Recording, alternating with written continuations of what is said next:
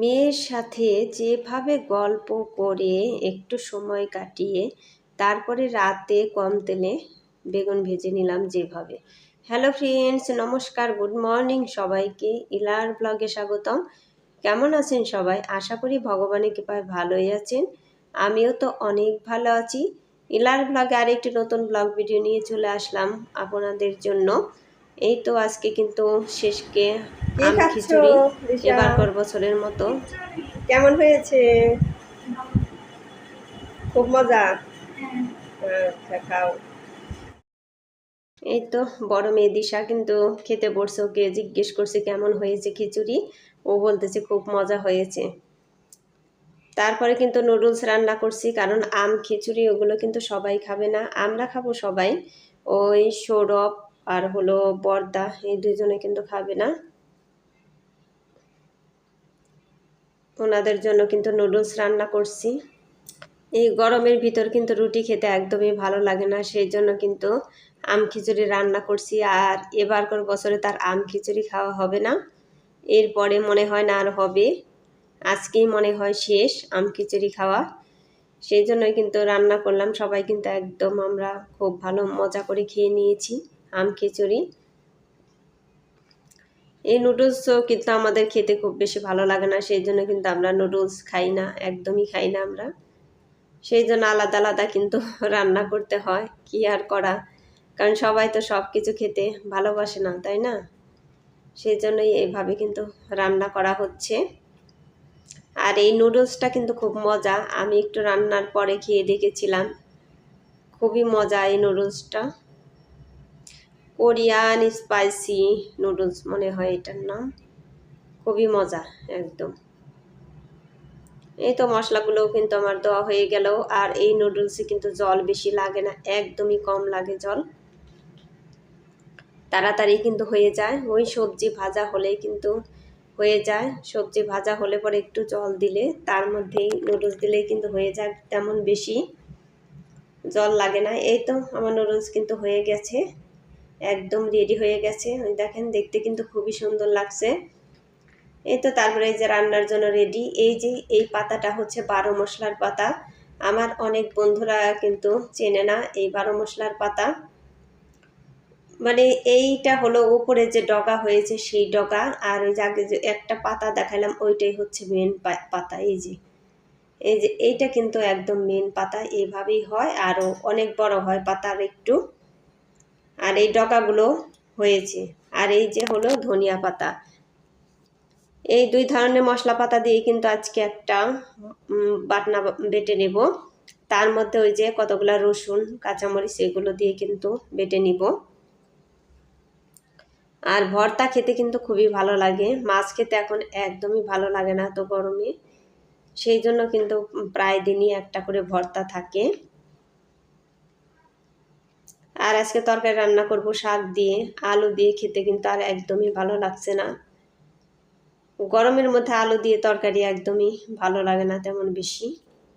এই তো মাছগুলো কিন্তু আমি এখন ভেজে নিচ্ছি, আবার ওদিকে ডালও বসিয়ে দিয়েছি। ডাল তো লাগে, ডাল ছাড়া কিন্তু হয়ই না।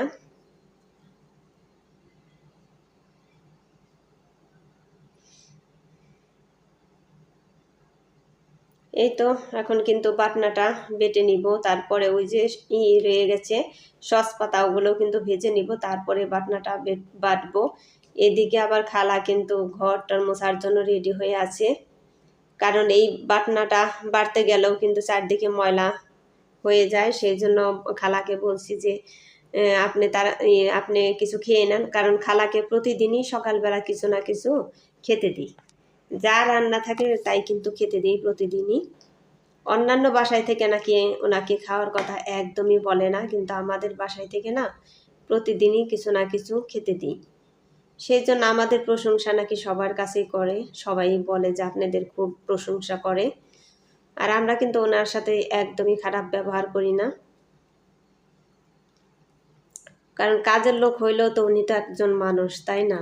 খালি সব সময় যে তাকে খারাপ মনে করব সেটা কিন্তু বলা যাবে না, কারণ উনিও তো একজন রক্ত মাংসেরই গড়া। এই তো মাছগুলো, এই যে বাকি যেগুলো আছে ওগুলো ভেজে নিচ্ছি। তারপরে কিন্তু এখন আমরা রেস্ট নিয়ে নেব, একটু চা খেতে খেতে একটু গল্প করব মেয়ের সাথে। ওই বড় মেয়ে দিশা, ওর সাথে কিন্তু চা খেতে খেতেই গল্প করে নেব। তাহলে আপনারা দেখতে থাকেন। চার কালারটাও কিন্তু খুব সুন্দর হয়েছে।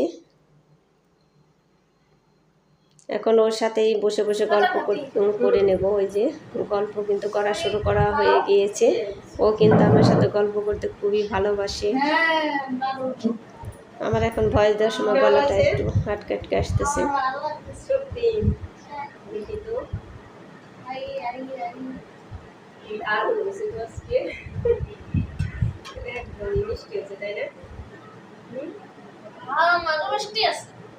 কি কি খেতে ভালোবাসো বলো তো? তাই?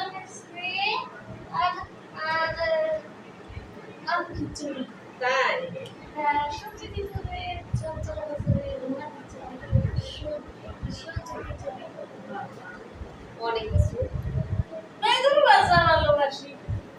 তাই নাকি? আর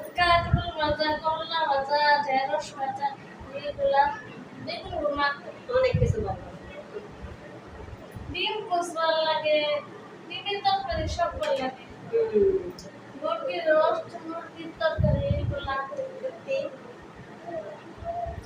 বিরিয়ানি পোলাও। এই তো আমাদের গল্প করা কিন্তু শেষ হয়ে গেল।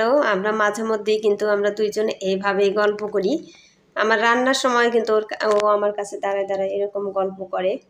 আমাদের দুইজনের গল্প আপনাদের কেমন লাগলো আপনারা একটু বলবেন। এই তো একটু রেস্ট নিয়ে তারপরে কিন্তু আবার রান্না শুরু করে দিয়েছি।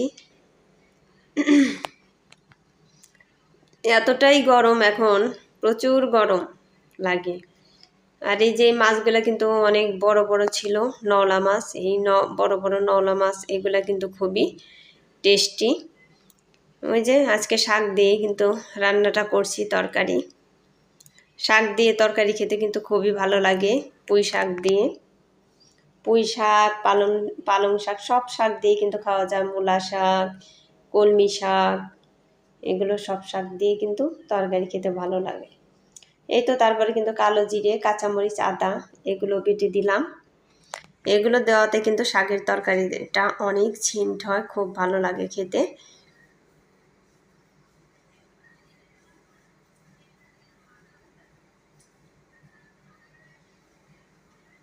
এই তো তরকারিটা কিন্তু হয়েই গিয়েছে।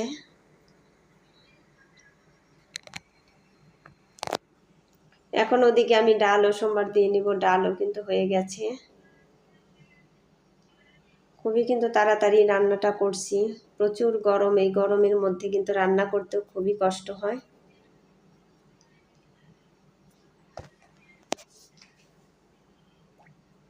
এই তো তারপর দেখি এই যে বর্দা কি কি সবজি আনলেন। এই যে অনেকগুলা লেবু, লেবুগুলাও কিন্তু খুবই সুন্দর, প্রচুর রস এর ভিতরে।